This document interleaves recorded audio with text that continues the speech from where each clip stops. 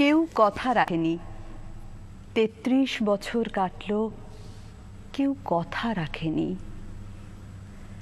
ছেলেবেলায় এক বষ্টমী তার আগমনী গান হঠাৎ থামিয়ে বলেছিল, শুক্লা দ্বাদশীর দিন অন্তরাটুকু শুনিয়ে যাবে।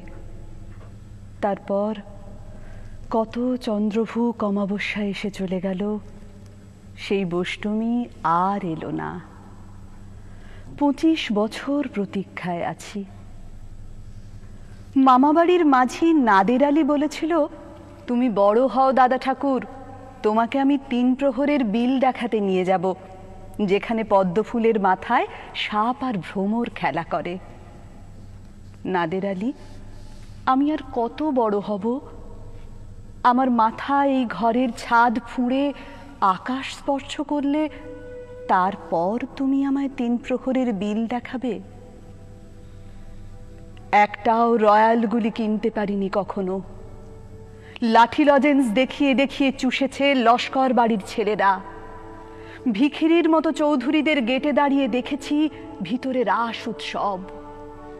অবিরল রঙের ধারার মধ্যে সুবর্ণ কঙ্কন পরা ফর্সা রমণীরা কত রকম আমোদে হেসেছে।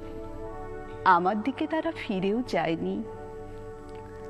বাবা আমার কাঁধ ছুঁয়ে বলেছিলেন, দেখিস একদিন আমরাও। বাবা এখন অন্ধ, আমাদের দেখা হয়নি কিছুই। সেই রয়্যালগুলি, সেই লাঠি লজেন্স, সেই রাস উৎসব আমায় কেউ ফিরিয়ে দেবে না। বুকের মধ্যে সুগন্ধি রুমাল রেখে বরুণা বলেছিল, আমায় যেদিন সত্যিকারের ভালোবাসবে সেদিন আমার বুকেও এরকম আতরের গন্ধ হবে। ভালোবাসার জন্য আমি হাতের মুঠোয় প্রাণ নিয়েছি। দুরন্ত ষাঁড়ের চোখে বেঁধেছি লাল কাপড়।